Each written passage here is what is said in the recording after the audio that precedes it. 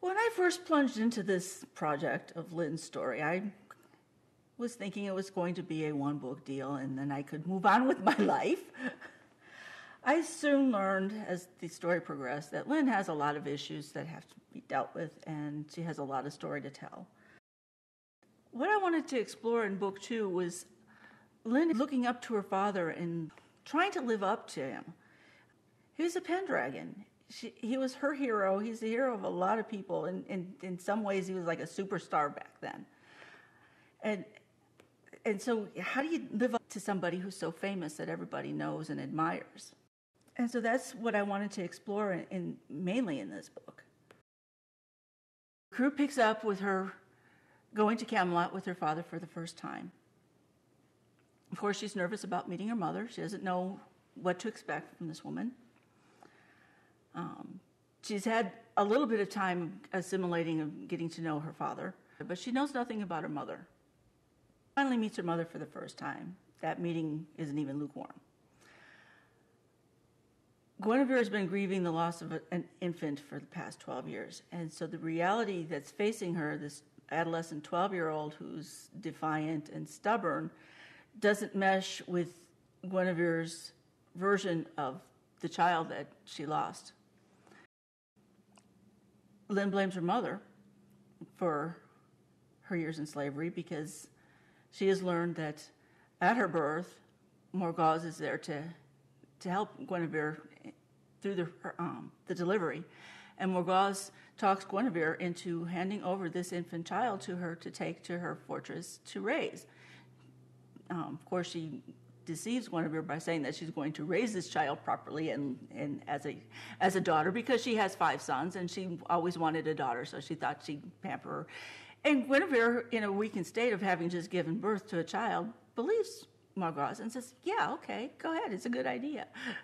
Because she's just realized that she's given birth to a daughter and she's married to a king and he's expecting a son.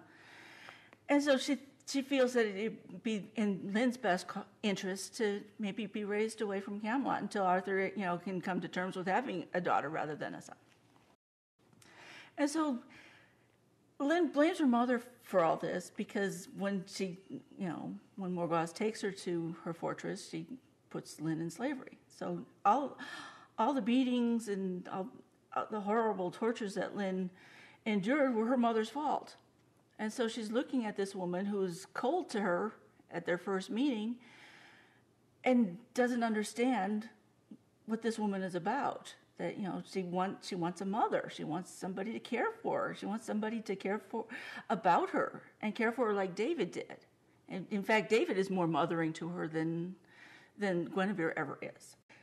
Lynn gives it a good try for as long as she can. She goes to the women's quarters. She dresses in all the fancy clothes and everything that her mother expects her to wear. She sits in the sewing circle and she tries to take up sewing, and her mother, finds fault with her, poor stitchery and all that stuff because her mother assumes that she's learned how to do it, and she's, thinking that this girl is a slacker that, doesn't, care about, the duties of being a princess. And Lynn tries, she really does. But eventually she gets frustrated because she knows that having survived all the tortures of Mordred, that there's more to life. And she sees it in her father. And so she eventually just, gives up with her mother, just kind of wings it and, gets all disgusted in this huge episode. And she turns to her father and just says, I want the same chance you give all the boys, especially David. And Arthur is confused about this and going, what are you talking about? And she said, I want the same chance that you give the boys who come to Camelot wanting a place in your army. I want to try. And Arthur, of course, has, gotten to know his daughter and sees her strengths and knows what she's been through. And says, okay, we'll try it. We'll see what you can do. And so she goes through some simple tests with this sword, and, she holds this sword and goes, oh, yeah, I don't know what to do with this. And it's her honesty when she says this, when she's holding the sword and she looks at her dad and she says, I don't know what to do with this, but I could kill somebody if I knew how. And it's that honesty that Arthur hears, tells him that she's ready. And so she has place in the army as a recruit. And she starts out bottom with everybody.